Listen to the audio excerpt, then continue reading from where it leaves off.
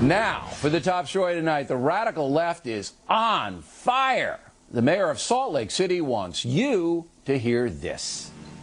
We are here today to say to a mostly complacent, complicit, incredibly irresponsible Congress, impeach these men who have betrayed and harmed us all. We are here to say no more.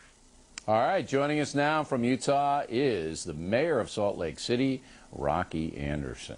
So you want to impeach President Bush and Vice President Cheney and I guess everybody else in there. Okay. No, actually, you want the House of Representatives to stand up for our Constitution, for the rule of law. All right, but there's got to be a crime in order to impeach anybody. And impeach the President and the Vice President. Okay, but there's got to be a crime in order to impeach anybody. So. No, I'm sorry, you don't know your constitutional history, Bill. There doesn't have to be a crime at all.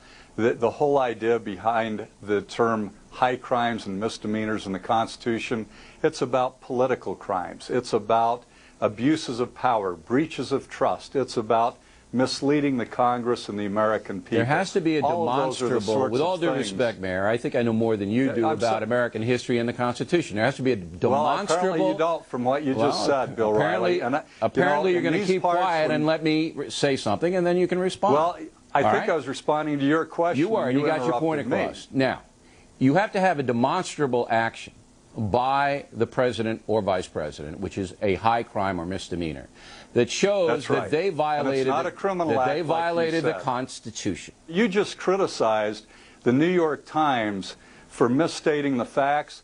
You are misstating constitutional history. Okay. You don't know what you're talking about. Misleading. You don't know what you're talking about because abuse of power can be interpreted in a million different ways. A question, not if you're foolish and you're taking up the viewer's time. You're foolish. There isn't one person in the United States Congress that is going to back you. Not one. You're foolish and you're subverting your own country. Subverting your own country. That's what you're doing. You are an irresponsible public servant. You're an irresponsible person. You don't know what you're talking about. There isn't one congressperson who will introduce an article of impeachment. You can't get anybody to do it because they know you're a kook. That's why. You just have guests on your program so you can hear yourself talk. Go ahead, Mayor. You know, where I'm from, we ask people questions. We give them the courtesy of answering without being interrupted. It depends how kooky you are. I'm not going to let you say something that's totally insane like you're saying. This is classic Bill, isn't it, that you invite guests on to call them names. I love my country. I love our Constitution. I believe very strongly in the rule of law. Yeah, well, your interpretation of the Constitution is kooky. That's what it is. You let me know when you're finished. I am finished. I want to move along. You let me know when you're finished, and you're going to stop calling people names. I didn't call you a name. I said your interpretation of the Constitution is kooky, and it is. Now, you are the former president. You tell me. You're the former president. Hey, you want to talk? I want to get another question in. You're the former president of the American Civil Liberties Union of Utah, correct? I am. Okay. You are a board member. Because I believe in our Constitution. I know you do. You are the board. You're a board member of Planned Parenthood. You blog for a far-left Daily Kos deal. You asked the Daily Kos, do you blog for them? Oh, we've posted some of our speeches on Daily Kos, yes.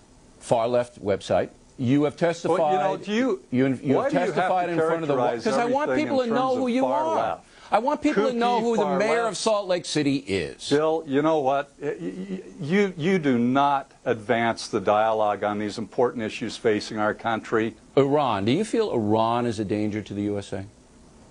I do, especially given our provocations. I think that what we have done in the Middle East, we have been our worst enemy. We're creating more and more enemies every single day. So we provoked Iran? We provoked them?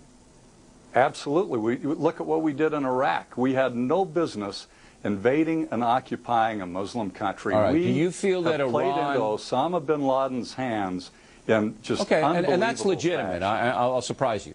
The Iraq the debate is legitimate. Now, Iran, you feel that we provoked them. Do you feel that they are a sponsor, a state sponsor of terrorism, Iran? I think that they've engaged in terroristic acts and probably sponsoring terrorism. But, Bill, I think that we need to engage in dialogue. Okay, so do I. I'll chat with them all day long. Do you believe that we should allow Iran to get a nuclear weapon? No, absolutely not. Would you go to war over that? If they were building a nuclear weapon, I think they have to be stopped. Militarily? But I think that we need to be consistent. Would you go to war over that? If they were building a nuclear capability, but, you know, I think that we need to know that it's good intelligence. I'm not going to believe President Bush on that score anymore after he misled this entire nation. All right, so you'd have to see the nuke. You'd have to see the nuke yourself. Building a nuclear capability. You'd have to see the nuke yourself. Are you going to believe President Bush when he tells you that Iran is building a nuclear capability? I don't think the president is a liar like you do. I don't. Okay, well, that's just my opinion. Well, and I know I'm ill-informed. I'm not as smart as you, but that's what I believe. Have you seen the National Intelligence Estimate that was provided in October of 2002, in which the intelligence agency under the State Department said that Iraq was not building up a nuclear capability, that this whole story about the aluminum tubes was completely off base? We had William Cohen, Secretary of Defense, on here under President Clinton. He believed, and so did President Clinton, that Saddam had weapons of mass destruction. Mayor, very instructive. Well, we appreciate you coming on a program. And we got to go because it's only an hour program. Bill. I know I am. I appreciate it.